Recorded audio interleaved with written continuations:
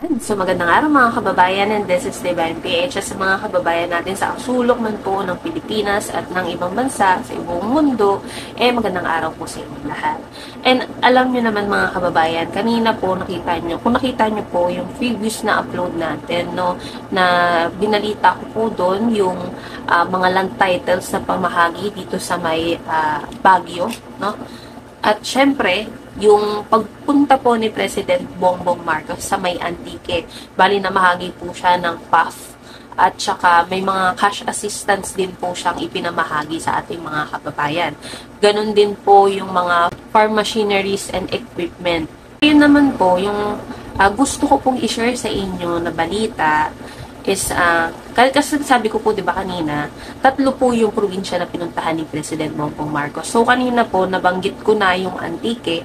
Ito naman po, nagtungo naman po si President Bongbong Marcos dito po sa may University of Negros Occidental, Recoletos, in Bacolod. Yan, demonstrating the administration's unwavering commitment to help the farmers, fisherfolk, and their families recover from the severe effects of El Nino. Alam nyo naman po yung naging epekto. Tayo pa nga lang na hindi magsasaka Grabe na yung dinanas nating sa El Nino na yan. Sobrang init na yan, di ba? Grabe yung heat index. Paano pa yung mga kababayan natin na most affected ng El Nino? Yung ating mga farmers, di ba?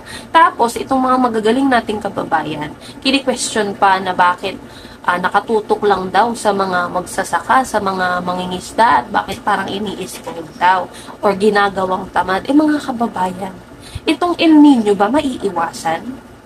Itong El Nino ba mapipigilan? Di ba hindi? So, ang tanging ginagawa ng ating pamahalaan, gumagawa sila ng paraan para kahit papano maibsan, di ba? Para kahit papano mabigyan ng tulong itong mga apektado nating mga magsasaka. Kasi kung walang magsasaka, anong kakainin natin? Di ba? Kung wala tayong mga magsasaka. Kaya sila tinutulungan ni President Bongbong Marcos. At tama lang naman po yung ginagawa ni PBBM, di ba? Kailangan po ng tulong ng ating mga farmers. Sila yung higit na nangangailangan ngayong El Nino. Pero patapos na ang El Nino. Pero alam nyo naman si PBBM handa yan sa mga gantong mga pangyayari, yung mga natural calamity. Handa po si PBBM. At nakaredy na rin po yung para sa La Nina. So yan, tuloy ko mga kababayan. During his previous distribution of assistance in Mindanao, the President emphasized that helping agriculture communities recover from the crisis is key to achieving a bagong Pilipinas. Today, he is extending presidential assistance amounting to 10,000 each to select beneficiaries from Bacolod City, province of Negros Occidental, as well as monetary support amounting 10 million to the city government of Bacolod and 50 million to the provincial government of Negros Occidental. And syempre, hindi naman si PBBM basta lang magbibigay ng cash assistance. Isa sa mga pinaka-importante rin po, no, yung mga farm machineries and equipment na makakatulong sa ating mga magsasaka na mapabilis yung kanilang trabaho. At syempre, mas mapayabong yung produksyon. Yan. So, namahagi po si President Bongbong Marcos ng iba't ibang farm machineries and equipment para sa ating mga benepisyaryo. And on top of this, the Department of Social Welfare and Development ay namahagi rin po ng financial assistance para po sa mga benepisyaryo din or sa ating mga kababayan diyan. At syempre, si Speaker Martin Romualdez, nagbigay rin po siya ng 5 kilo ng bigas sa lahat po ng umattend or sa lahat ng attendees dito sa event na ito. Grabe mga kababayan, no? At hindi lang yan. Nanggaling si PBBM dito sa, sa Bacolod, nagpunta ng Antique.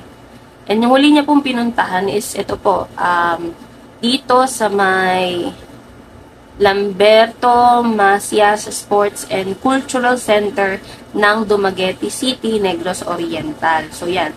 In the move to uplift rural communities and ensure the sustainability of the nation's agricultural and fishing industries, President Ferdinand Marcos Jr. leads the distribution of various assistance to farmers, fisherfolk, and their families in a program at the Lamberto Macias Sports and Cultural Center. Yan, during the ceremony, ayan, si President Bongbong Marcos po nagbigay ng farm machineries and equipment para po sa ating mga beneficiaryo and other support service po na pinamahagi din ni PBBM to enhance productivity and sustainability in the agricultural sector. Kaya gaya po ng sinabi ko sa inyo ng mga previous vlogs pa po, tsaka yung mga interviews po natin sa ating mga farmers, sila mismo nakaka-witness at sila mismo nagsasabi na sobrang laking tulong ito para sa kanila. Kasi nga po, ulit-ulit ko naman sila sabi, mas mapapabilis po yung trabaho nila at syempre, mas mapapadami yung produksyon. Diba? So, maliban po doon, syempre, as always, si PBBM, hindi lang makinarya, hindi lang services ang ipinapamahagi, hindi lang titulo ng lupa. May cash assistance po yan. So, bali na mahagi po si President Bongbong Marcos no, ng cash assistance na 10,000 sa Negros Oriental, sa Siquijor, dito po sa Government of Negros Oriental, and, ito mga kababayan, bali yung pinamahagian ni President Bongbong Marcos ng 10,000 sa mga beneficiaries sa Negros Oriental at saka sa Siquijor po ito. And then yung nagbigay rin po si PBBM ng 50 million to the provincial government of Negros Oriental and 25,440,000 para naman po ito sa provincial government ng Siquijor. And syempre, dahil government approach, may iba pa pong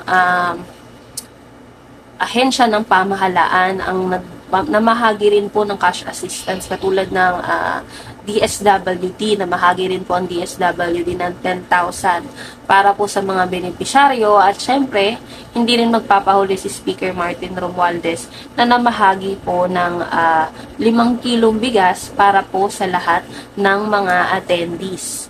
So, yan mga kababayan, nakikita nyo po na sa isang araw, hindi lang isa, hindi lang dalawa, 3 po yung pinupuntahan ni President Bongbong Marcos. Kasi gusto niya po talaga makausap yung bawat magsasaka natin at malaman kung ano pa ba yung kailangan na tulong ng ating mga kababayan. Kasi alam nyo naman na si President Bongbong Marcos is sabihin na natin 110%. Kahit walang 110% no. 100%, 110% ang suporta po na ibibigay niyan para sa ating mga kababayang magsasaka at mangingisda. Ayan mga kababayan, good news yan. At may magko-comment na naman dyan na masyadong paladesisyon na sasabihin puro ayuda daw yung pinapamigay.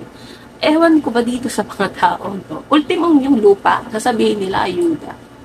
Diba? Yun na lang yung para silang robot kung ano yung isapak or yung utos sa kanila. Yun at yun na lang, diba? So yan mga kababayan good news po yan kasi syempre, bilang ako isang Pilipino na sumusuporta sa administrasyon ngayon, masaya akong makita na nagtatrabaho ang ating pamahalaan, ang ating presidente. Yan, mga kababayan, i-share nyo po ang ating video. At huwag niyo pong kakalimutan i-like at i-subscribe. At kung maaari po ay ma-share niyo po sa community niyo para po mas maraming kababayan natin ang makakita ng ginagawa ng ating administrasyon. So, yun lamang mga kababayan and maraming salamat po sa inyo lahat.